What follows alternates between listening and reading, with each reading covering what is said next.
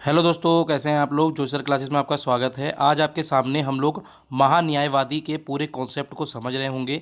महान्यायवादी का इससे बाहर कोई भी प्रश्न आप लोगों की किसी परीक्षा में नहीं जाएगा। यहाँ पर यदि हम बात करते हैं महान्यायवादी के अंतर्गत, जो इसका आर्टिकल है आप लोग देख रहे होंगे 76 के अंतर्गत है इसकी नियुक्ति। यहाँ पर जो मैंने पूरे पॉइंट लिख रखे हैं इसी अनुसार इसके यहाँ पर अगर मेंस की अगर आप तैयारी कर रहे हैं तो उसमें यहाँ प्रश्न कैसे बन जाएंगे, सीधे पूछ लिया जाएगा कि महान्यायवादी की नियुक्ति कौन कराता है, राष्ट्रपति कराता है।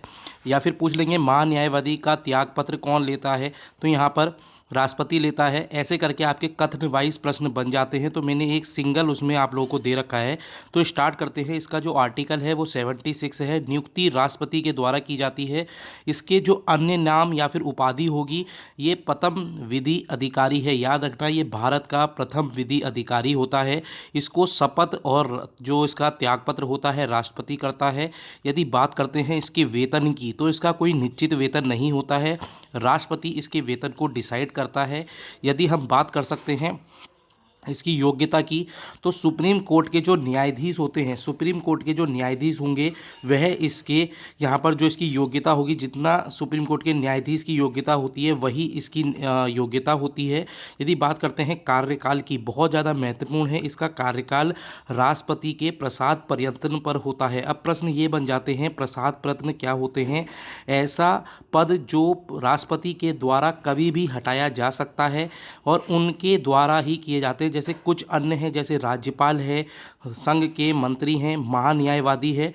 एक हद तक आप लोग प्रधानमंत्री को भी कह सकते हैं, क्योंकि अगर हम बात करेंगे इसमें सिर्फ उनकी ये इच्छा के अनुसार हटाए नहीं जा सकते, परंतु यहाँ पर राज्यपाल जो है और संघ के मंत्री है ये इनकी इच्छा के अनुसार कभी भी हटाए जा सकते हैं।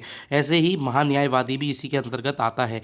यदि बात करते हैं इनके कुछ कार्य की, तो भारत के विभिन्न न्यायालय में भारत सरकार का यह पक्ष रखते हैं। प्रश्न यहाँ से कैसे बनते हैं, कथन वाइज बनते हैं।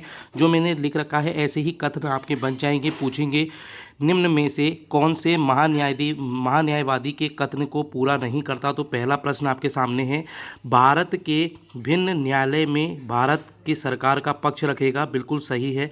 भारत सरकार के यहाँ पर जो भी कार्य होंगे या अन्य कानूनी जो सलाह होगी उसको सलाह करेगा। दूसरा, राष्ट्रपति के द्वारा सौंपे गए अन्य कार्य कर सकता है। ये इसके कार्य होते हैं। कुछ अन्य चीज़ों को देख लेते हैं तो इसके विशेषाधिकार बहुत महत्वपूर्ण हो जाते हैं, क्योंकि यहाँ से सीधे कथन वाइज बनते हैं। यदि आप लोग मेंस की तैयारी कर रहे हैं या फिर आप लोग वन लाइनर कोई भी पेपर दे रहे हैं तो इससे बाहर इसका प्रश्न नहीं जाता है। तो इसमें पूछा जाता है, क्या जो न्यायवादी है वो संसद का सदस्य है। हाँ बिल्कुल। यहाँ पर अगर मैं बात करूँगा, ये संसद का सदस्य नहीं होता, परंतु संसद के कार्यवाही में भाग लेता है, संसद में बोल सकता है, अपनी राय रख सकता है। संसद के मतदान नहीं करेगा। याद रखना, यह मतदान नहीं करता है। याद रखना, बहुत महत्वपूर्ण है।